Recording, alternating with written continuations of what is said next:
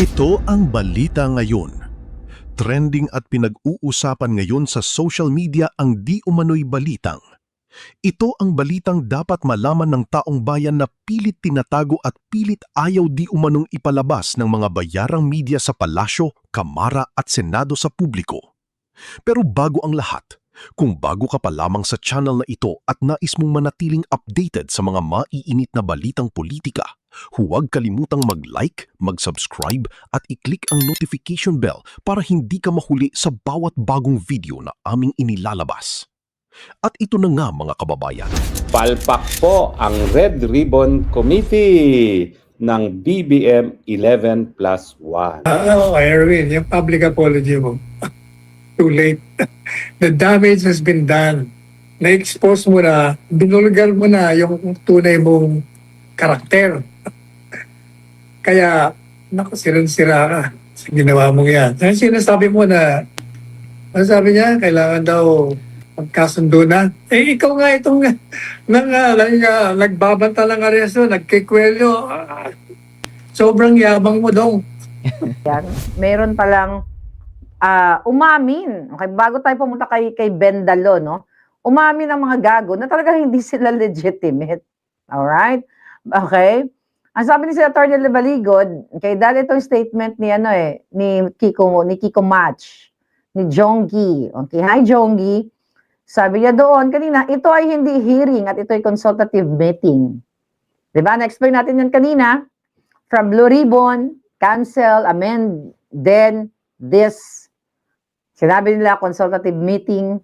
Okay, ay sabi niya, ito ay hindi hearing at ito ay consultative meeting. Ay dahil kinikilala natin na hindi pa nahahalal ang lahat ng miyembro ng Committee on Public Accountability. Malinaw mga pangababayan na sila ay bogus, kolorom, peke, unggoy, matching, lahat na. Okay? Sabi niya, dahil hindi pa nahalal lahat ng miyembro, hindi pa constituted ang committee although the chairperson has been elected. Okay? Hindi pa constituted. Okay? Ibig sabihin talagang bogus pa sila, labag pa sa batas, sa konstitusyon ang ginagawa nila. Sabi niya, the chairperson has been elected and the chairperson, as legislative practice will reveal, has from the time to time been allowed by practice to hold consultative meetings, even if there is no quorum, even if the committee is not fully been constituted. Well, okay, mga kababayan, hindi naman illegal actually yung pag-meeting nila. Alam naman natin na yun ay pag-counter nila sa mga 18 soldiers na mga bayaning nagsasabi na, oo, nag-deliver kami ng pera kay Eric Sylvester, kay Sandro Marcos, kay Dilima, kay Adjong, Adjong Zia, kay Kimbo, kay Luistro, at marami pang iba, kay Flavi, kay, ano yun, ulitin natin, kay Francis Chu Laurel ng Department of Agriculture, kay Pangandaman,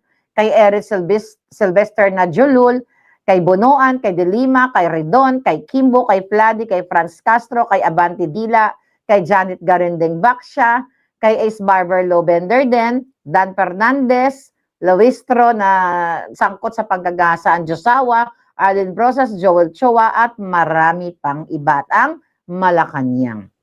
Okay? So sabi niya, out of respect of our colleagues in the minority dahil hindi pa na-constitute at hindi pa sila nahalal, hindi natin tinatawag itong hearing. Alright? So ngayon, mga kabayan, sinabi ni Atty. Baligod sa kanila kanina, sabi niya, inabalan nyo lang kami, perwisyo, pinagbintangan pa kami nitong Sherwin the Imposter na hindi kami dumalo. 90 minutes nyo kami, 90 minutes pala palangga.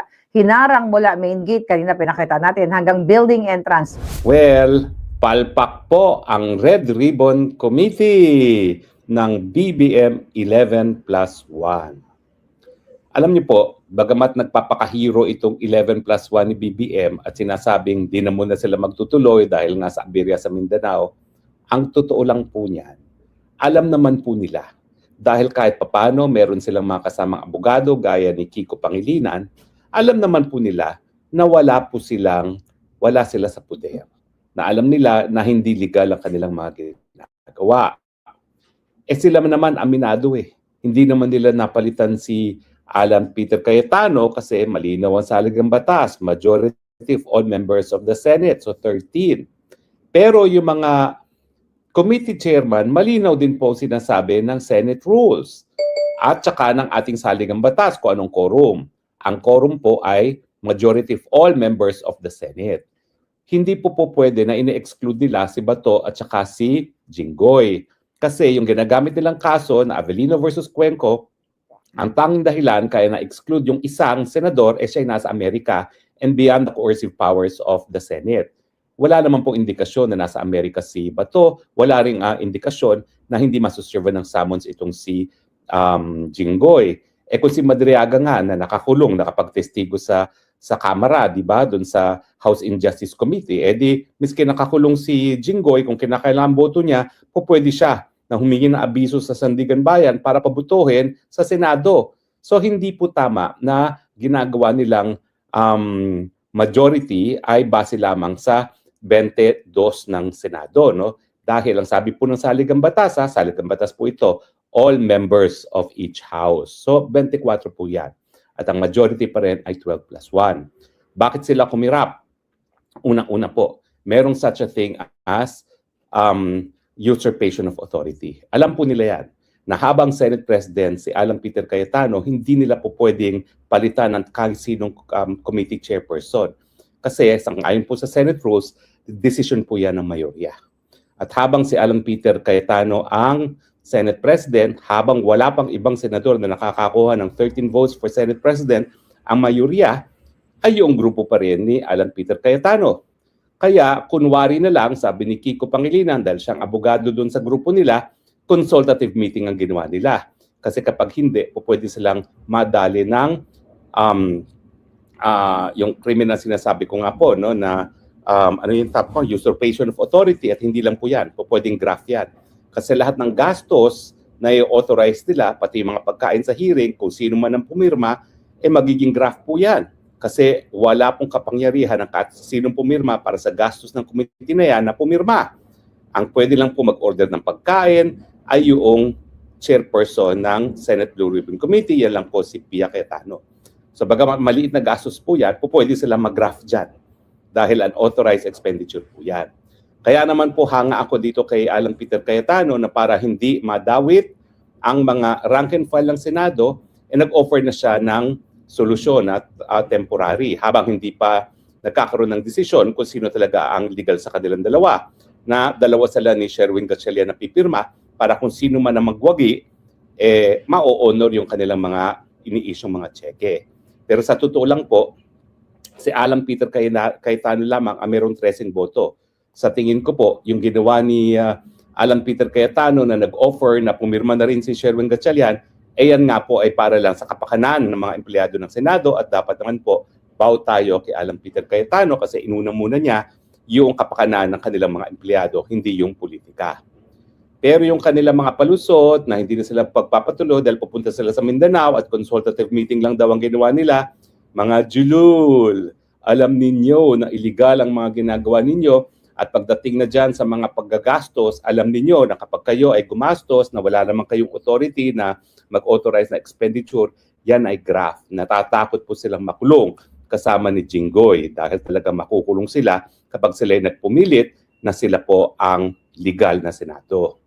Nagtataka rin po ako kung bakit yung grupo ng IBP na yung presidente pala ay asawa ay kamag-anak ni Senate ni Congressman Adjong ay nagpupumilit ng kanilang posisyon. Kasi alam niyo po, kung tapat sila sa obligasyon nila bilang abogado, babasahin lang naman nila yung Avellino versus Cuenco.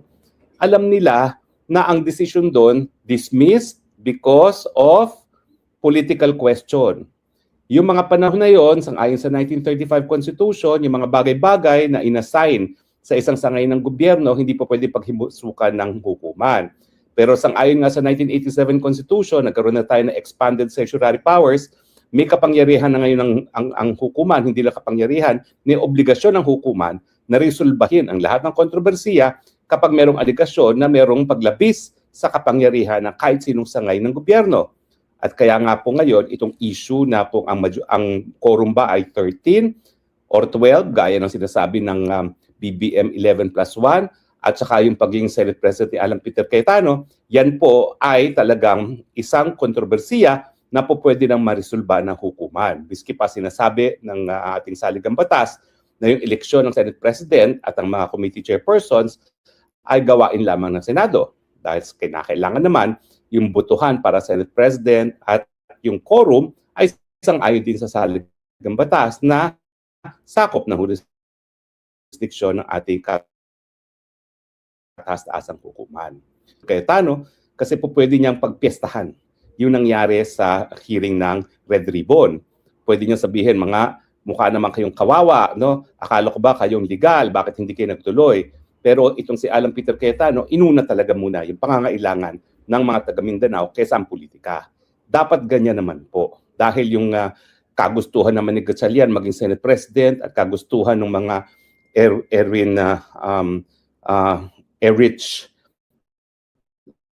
pretender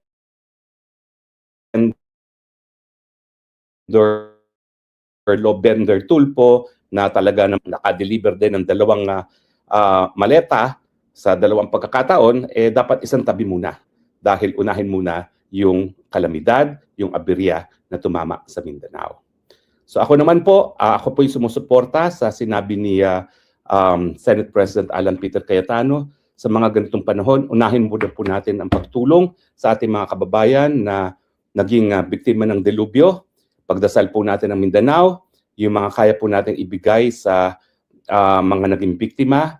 Pinakamagaling po dyan, i-course nyo na sa Red Cross. Kasi ang Red Cross, pinagkakatiwalaan naman po na makakarating yan sa mga naging biktima.